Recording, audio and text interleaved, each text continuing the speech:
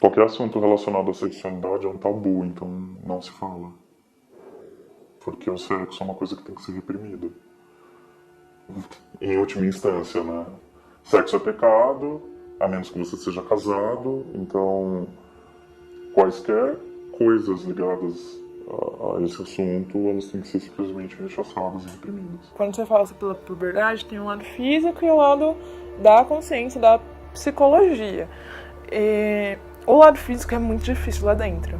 Porque você começa a crescer e você não tem uma mãe pra te dizer o que tá acontecendo.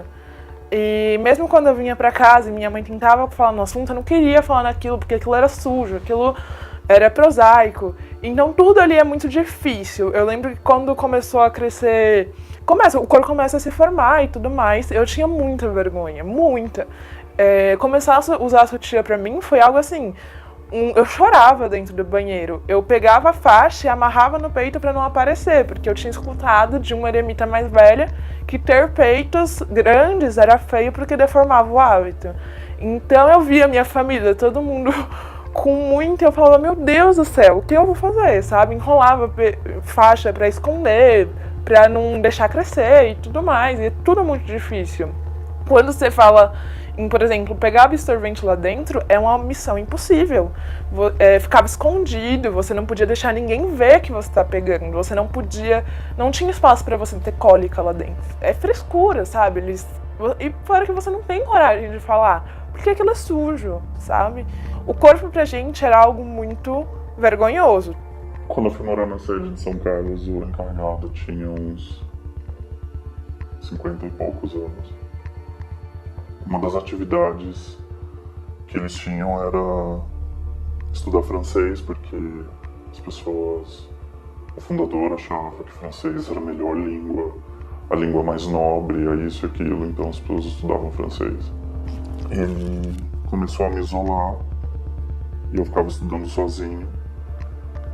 E aí ele sempre checava se eu estava estudando e ele começou a beijar meu pescoço. Depois de um tempo,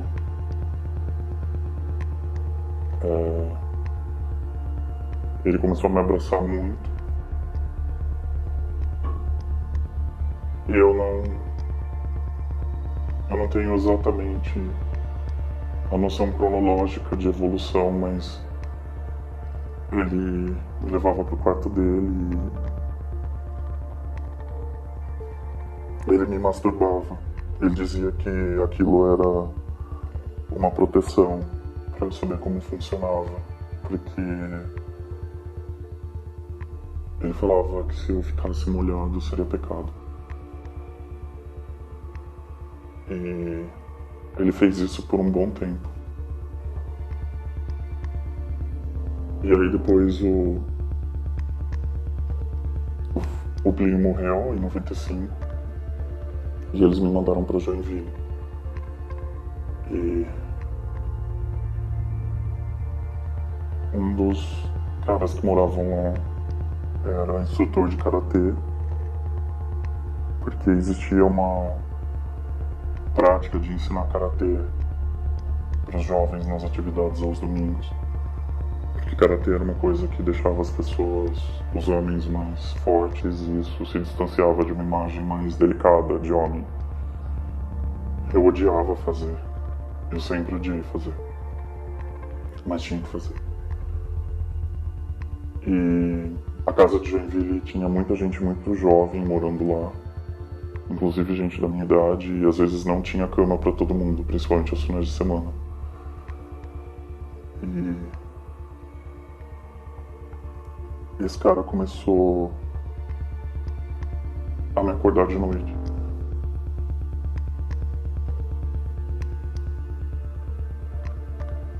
Às vezes a minha calça já estava baixada quando eu acordava e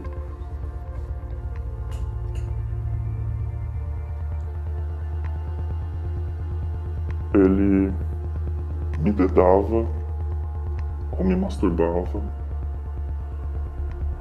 ou beijava meu pescoço ou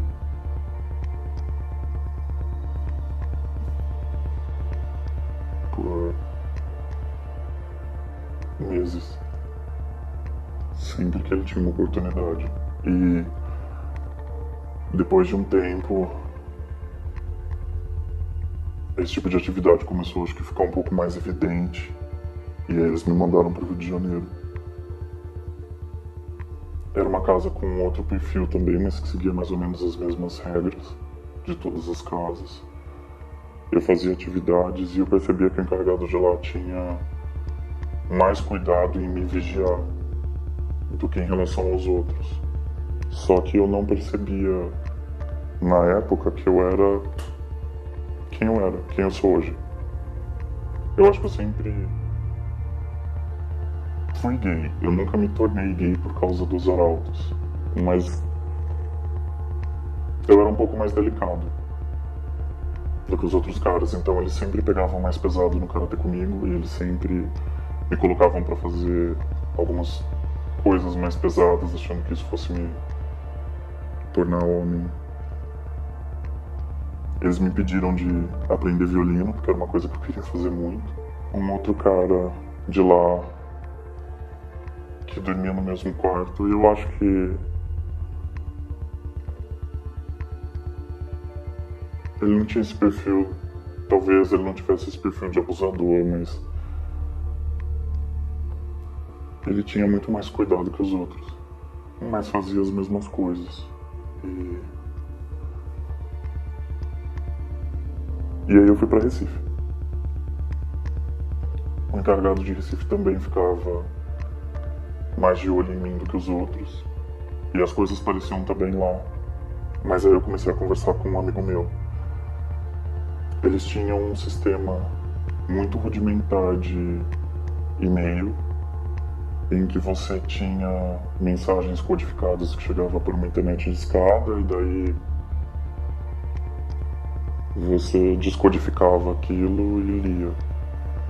E eu comecei a escrever para um amigo meu a falar sobre isso. E eu tenho certeza absoluta que uma dupla de... Eles tem até hoje, né, duplas de pessoas que saem com um carro recolhendo donativos pelas cidades. E as casas às vezes abrigavam essas duplas. Então, eles mandavam muita coisa, eles usavam o computador bastante para contabilidade e outras coisas.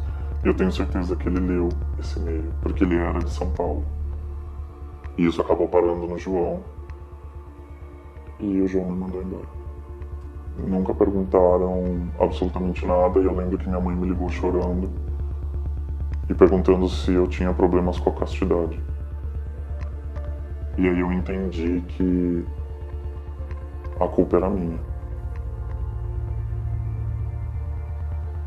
Eu internalizei essa culpa há muito tempo, anos, sobre ter sido abusado e achar que a culpa era minha. O cara que tirou minha virgindade morreu.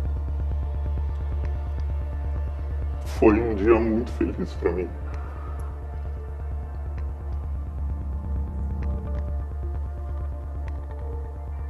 Embora eu quisesse,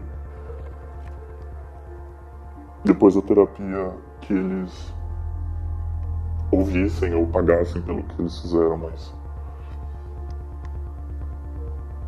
o cara do Rio de Janeiro saiu e o outro não sei que fim levou. Talvez esteja lá dentro. O transferido fui eu, mas com eles não aconteceu nada.